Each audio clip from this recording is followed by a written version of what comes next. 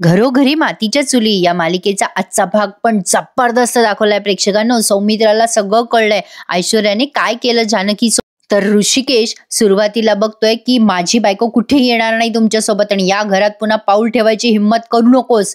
नानासाहेबांना सांगा की तुमच्या त्या नीच सुनेला सांगा ना, सगळं काम ती करून देईल ना त्यांचं. कशाला माझ्या बायकोच्या मागे लागलायत तुम्ही. तसंही नानासाहेबांची ती सून खोटेपणात माहीरच आहे, पण लोकांच्या डोक्यावर खोटे नाणे पटवण्यात माहीर झालीये ती आता. असं बोलल्यानंतर सौमित्र आश्चर्यानेच बघतो. काय बोलतोय दादा तू, हे काय झालंय? अवंतिका आणि सौमित्र दोघं एकमेकांकडे आश्चर्याने बघायला लागतात. ऋषिकेश म्हणतो, अच्छा तुम्हा दोघांना माहिती नाहीये तर. जानकी अगं सांग सांग या दोघांना त्या ऐश्वर्याने तुझ्या डोक्यावर ते खोटं नाणं टेकवून हळदी कुंकू कसं साजरं केलं ते सांग ना. आता जानकी झालेला सगळा प्रकार सांगते अवंतिकाला आणि सौमित्रला. अवंतिका म्हणत असे, वहिनी सांगा ना काय केलंय त्या नीच ऐश्वर्याने, काय झालंय? आता हा सौमित्र म्हणतो, सांग वहिनी, अगं आम्हाला काहीही माहिती नाहीये, तू सांगितल्याशिवाय आम्हाला कसं कळणार काय झालंय ते. जानकी आधी नाहीच म्हणत असते सांगायला, पण झालेला सगळा प्रकार जानकीने या अवंतिकाला आणि सौमित्राला सांगितलाय आणि तो प्रकार ऐकल्यानंतर सौमित्राला तर एवढा धक्का बसलाय की काय सांगावं. आता मात्र जानकी म्हणते की भाऊजी हे असं झालं सगळं. आता ते सांगत असताना जानकीच्या डोळ्यात अश्रू आलेत. आता मात्र ऋषिकेश खूप ओरडतो आणि म्हणतो, ऐकलं ऐकलं का, हे सगळं असं झालंय. सौमित्र म्हणतो, बाप रे, ती नीच बाई इतक्या खालच्या थराला गेली तर. अवंतिकाच्याही डोळ्यात टचकन पाणी आलंय झालेला सगळा प्रकार बघून आणि ऐकून. तर आता हा ऋषिकेश म्हणतो, हो ती बाई नीचच आहे आणि या एवढं सगळं करून सुद्धा कोणाच्या मध्ये धमक नाहीये की त्या बाईला कोणी धडा शिकवाल. कोणीच धडा शिकवू शकत नाही त्या बाईला. सगळ्यांनी डोक्यावर चढवून ठेवलंय. तुमच्या त्या रणदिवे बाई तिच्या मुठीत आहेत आणि तुमचा तो बायकोचा बैल, तो सारंग, तो तिच्या मिठीत गेलेला आहे. आता मात्र हे सगळं ऐकून जानकीला खूप त्रास होत असतो. आता ऋषिकेश म्हणतो, अख्ख्या घराला स्वतःच्या तालावर नाचवते ती. तुमच्या दोघांना सुद्धा तिच्या तालावर नाचायचं असेल ना तर खुशाल नाचा, पण माझ्या बायकोला तिथे घेऊन जायचा विचार सुद्धा करू नका. सौमित्र म्हणतो, अरे दादा माझं ऐकून तरी घे. ऋषिकेश चिडत म्हणतो, शेवटचं सांगतोय तुला सौमित्र, सुमित्रा, रणदिवे. असं बोलल्यानंतर जानकी ऋषिकेशकडे बघतच राहते. ऋषिकेश म्हणतो, आज तागायत मी तुझ्यावर कधी हात उचलला नाही आणि माझ्यावर ती वेळ पुन्हा येऊ देऊ नकोस, आणू नकोस माझ्यावर वेळ तुझ्यावर हात उचलण्याची. निघ सौमित्र, इथून निघ. जानकी सौमित्राला थांबवत असते. आता ऋषिकेश जोरात ओरडतो, निघ म्हटलं ना तुला. जानकी म्हणते, अवंतिका थांबव सौमित्र भाऊजींना, जा. आता सौमित्र तिथून निघून जातो आणि ही जानकी लागते रडायला आणि ऋषिकेशवर ओरडत म्हणते, काय वाटतंय का तुम्हाला? अहो कोणाचा राग कोणावर काढताय तुम्ही ऋषिकेश? ऋषिकेश म्हणतो, काय चुकलं माझं? आज तू त्यांची बाजू घेऊ नकोस हा जानकी. हे सगळे नालायक आहेत ग, आपलं आपलं म्हणतात आणि परकेपणाचा सुरा बरोबर पाठीत खुपसतात. हे जानकी तुला सांगून ठेवतोय मी, नानासाहेबांना भेटायला जायचं नाही म्हणजे नाही. आता ही जानकी म्हणते, मी सौमित्र भाऊजींना भेटूच शकते. त्यांची काहीही चूक नसताना तुम्ही त्यांना वाटेल ते बोललात. काय वाटलं असेल अवंतिकाला आणि सौमित्र भाऊजींना? सॉरी, या बाबतीत मी तुमचं नाही ऐकणार, अजिबात नाही ऐकणार ऋषिकेश. असं म्हणून ही जानकी सौमित्राला भेटायला जाते. आता हा ऋषिकेश मोठ्या मोठ्याने ओरडत असतो, जानकी थांब थांब म्हणलं ना जानकी, पण जानकी काही थांबायला तयार नसते. जानकी अखेर त्या सौमित्राला भेटायला गेलीच. पण आता प्रेक्षकांनो, माझ्या आवडत्या आजी आल्यावर का यांची ऍक्टिंगच फार आवडते मला. आता आजीबाई सफरचंद खात खात म्हणतात, काय सांगतेस गुंडे, त्या जानकीने तुझी गाडी पुसली. बरं झालं, असंच पाहिजे तिला. एक काम कर, आपल्या घरातल्या सगळ्या गाड्या घेऊन जाय, सगळ्या धुवून पुसून स्वच्छ करून घे त्या जानकीकडून. ऐश्वर्या म्हणते, एक काम करते आजी, माझे ना 4-5 डमी तयार करते, त्यांना सांगते की जा गाडी पुसून घ्या जानकीकडून. आजी म्हणते, हा तसंच कर. आता ऐश्वर्या म्हणते, काय आजी काय बोलताल ना तुम्ही, तुमचा काही भरोसा नाहीये. पण काय हो, घर इतकं शांत शांत का झालंय? नाही म्हणजे ते डिनर सेट आणि सौमित्र कुठे गेलेत?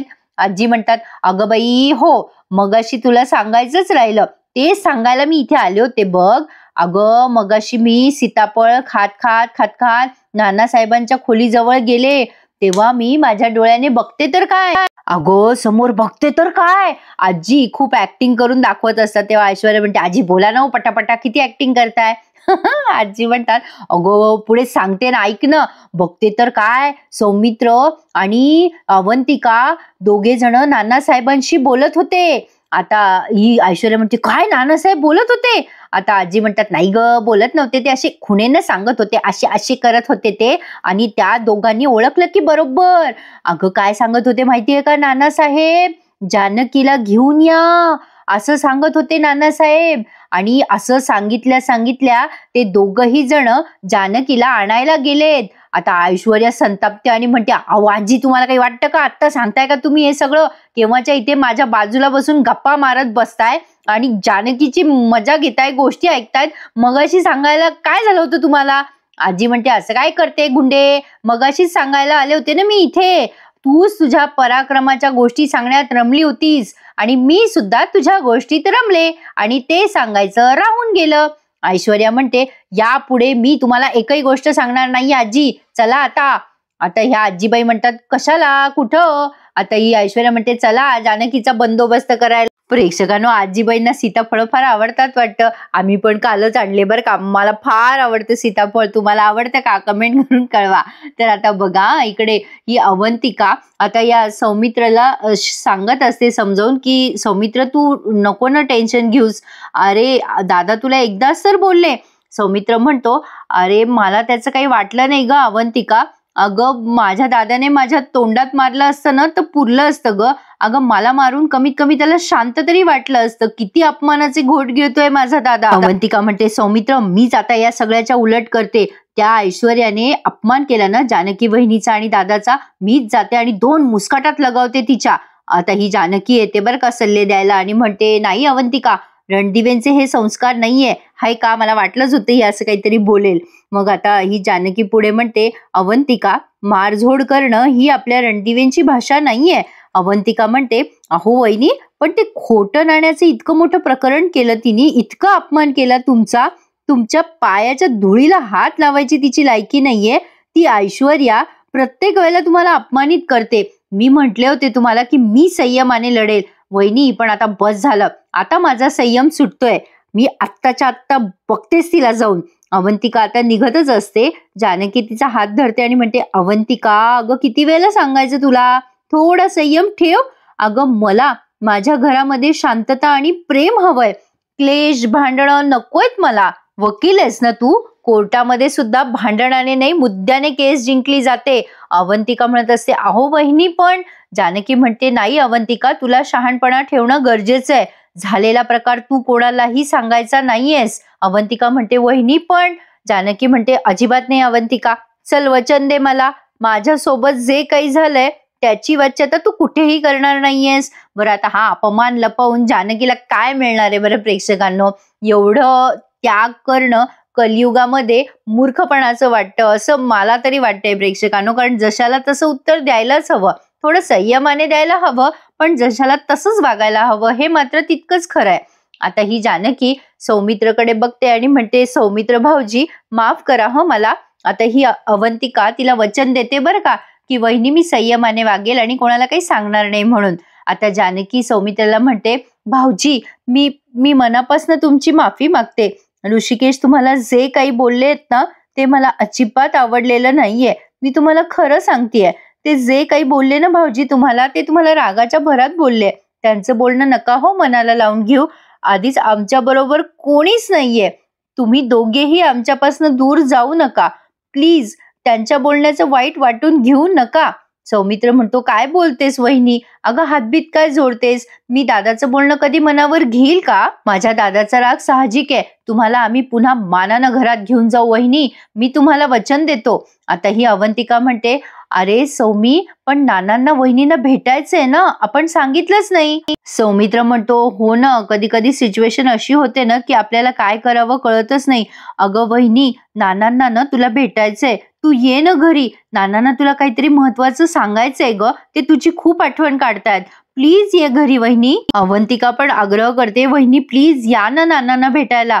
आता ही जानकी जरा विचार करते आणि विचार करून ती सौमित्रेला उत्तर देते की काय आहे ना सौमित्र भाऊजी, दुसरं काही असतं तर मी कदाचित मान्य केलं असतं, पण मला ऋषिकेशचं मन मोडून त्या घरात जाता येणार नाही भाऊजी, मला माफ करा, मला नाही येता येणार नानांना भेटायला, असं म्हणून जानकी घरामध्ये निघून जात असते. सौमित्र आता म्हणजे मला हसू आलंय प्रेक्षकांनो या सीनला. एवढा सिरियस सीन आहे आणि मी हसतीये, तुम्हालाही हसू येईल. आता ही जानकी असं बोलून निघून जात असते घरामध्ये, तर हा सौमित्र काय म्हणतो माहिती का, वहिनी तू केलेल्या फराळाची शपथ आहे तुला.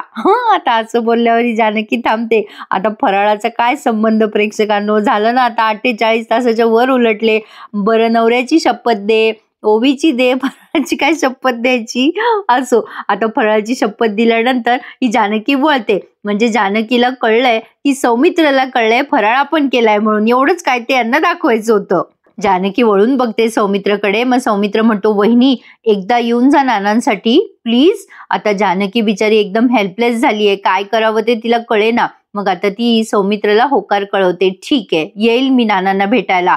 आता असं म्हटल्यानंतर या सौमित्राला खूप आनंद झालाय. जानकी म्हणते पण ऋषिकेश जेव्हा कामासाठी बाहेर जातील ना तेव्हा मी येईल, नानांना भेटायला येईल मी, त्याच वेळेत येऊन जाईल. पण हे प्लीज कोणाला कळू देऊ नका, तुमच्यासाठी नानांसाठी मी ही लक्ष्मण रेखा पार करायला तयार आहे. आता ही लक्ष्मण रेखा पार करणार म्हणजे किडनॅप बिडनॅप होणार की काय प्रेक्षकांनो, असा संशय मला आलाय. आता तुम्हाला काय वाटतं ते सांगा. तर आता जानकीने यांना गळ घातलीये की कोणाला सांगू नका, पण ऐश्वर्याने आधीच तरतूद करून ठेवली आहे जानकीची न येण्याची. आता सौमित्र अवंतिका खुश होतात की चला वहिनी येणार. आता इकडे या सुमित्राबाई जप करत असतात तेव्हा या दोघीच्या दोघी त्यांच्या भोवती येऊन बसतात.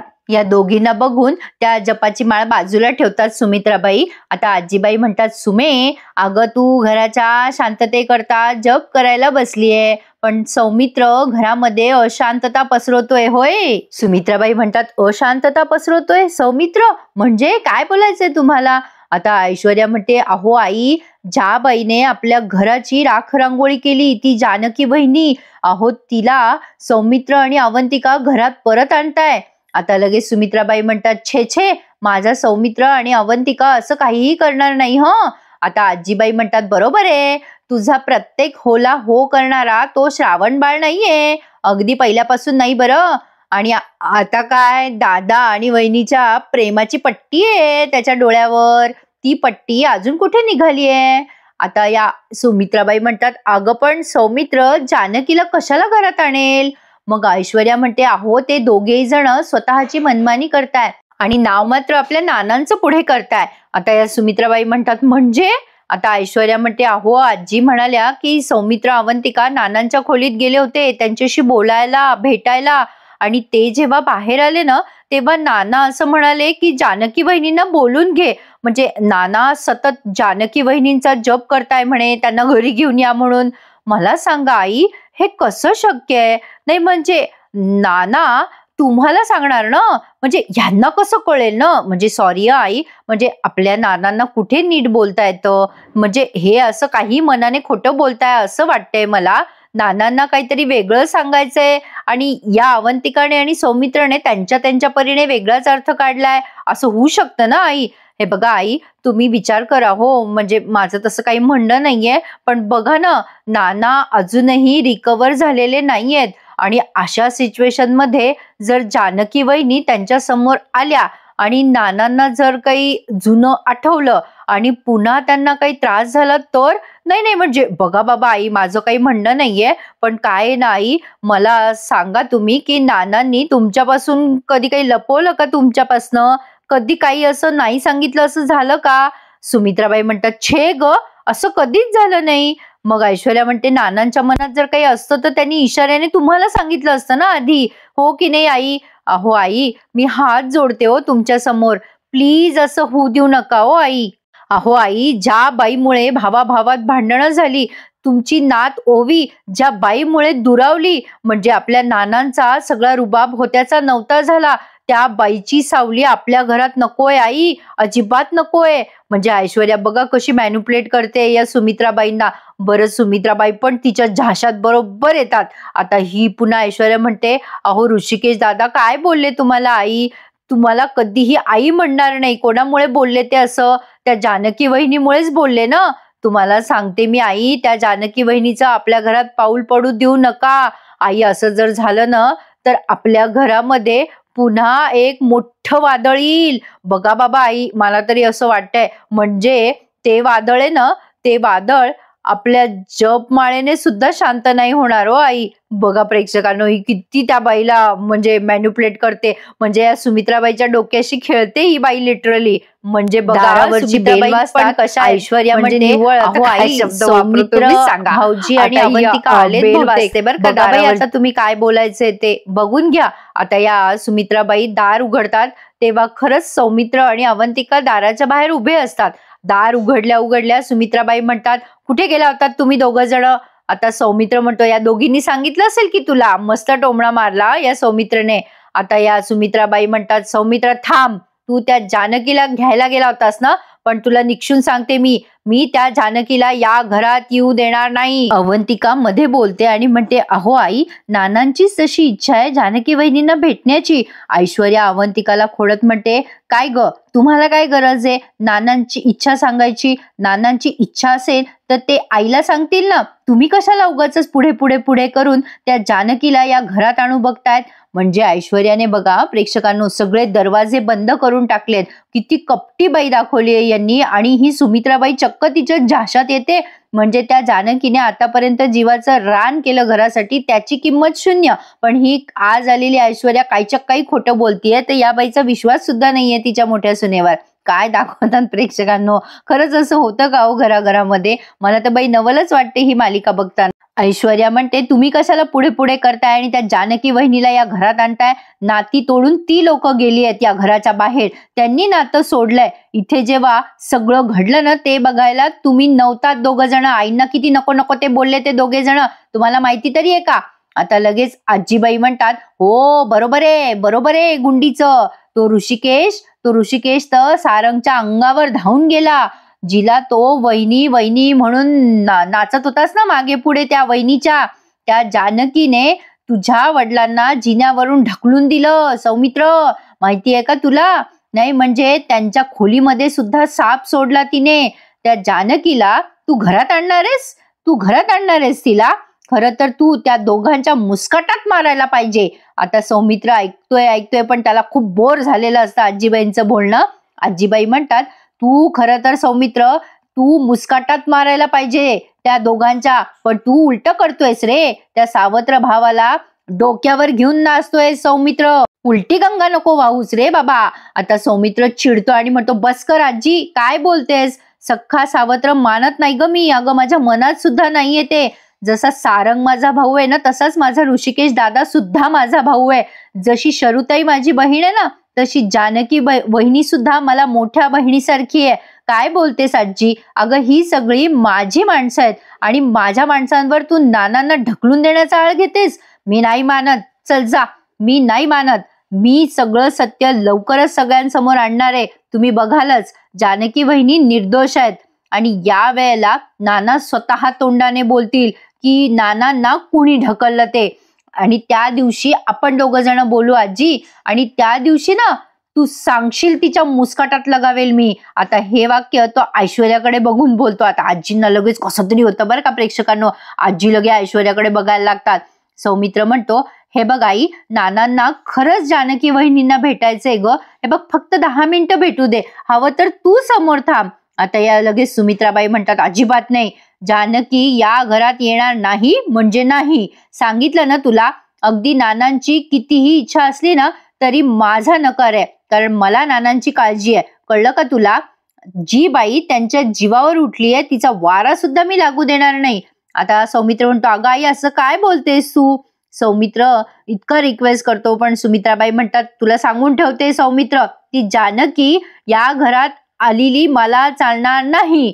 नाही म्हणजे नाही. आता असं बोलून त्या निघून जातात आणि आजीबाई त्यांच्या मागे मागे जातात. अगं सुमित्रा ऐकून घे बाई. सुमित्राबाई गेल्यानंतर ही ऐश्वर्या बघा कशी कपटीसारखी बोलते. आता ती ऐश्वर्या या सौमित्रच्या समोर येते आणि म्हणते, अरे अरे अरे अरे, तुमची जानकी वहिनी हत्तीहून झुलत होती ना या रणदिवेच्या घरामध्ये.